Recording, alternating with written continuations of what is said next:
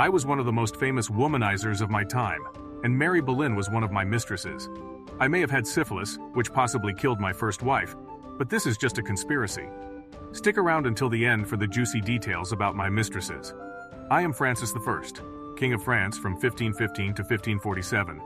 I was born in 1494 as the eldest son of Charles, Count of Angoulême, and Louise of Savoy.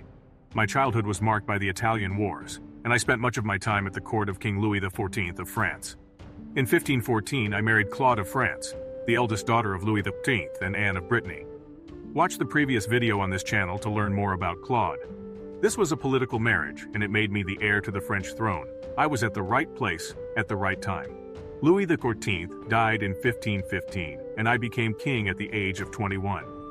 One of my first priorities as king was to reform the French army. If you're enjoying this video, share it with a friend. I also reorganized the French government and made it more efficient. In 1515, I invaded Italy in an attempt to expand French territory. I was initially successful, and I captured the city of Milan. However, I was defeated by the Spanish at the Battle of Pavia in 1525. I was taken prisoner and held in Spain for a year. During my captivity, my wife, Claude, ruled France in my absence. I was released from captivity in 1526, and I returned to France. Charles V was my enemy, so I fought several more wars against the Holy Roman Empire, and I eventually succeeded in expanding French territory. I brought many Italian artists and scholars to France, and I helped to establish the Renaissance in France. I also founded the Collège de France, a prestigious university in Paris. I married twice, once to Claude of France, and then to Eleanor of Austria. I had many mistresses during my lifetime, including Mary Boleyn and Françoise de Foix.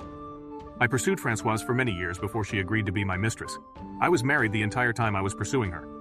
I died in 1547 at the age of 52. I was succeeded by my son, Henry II.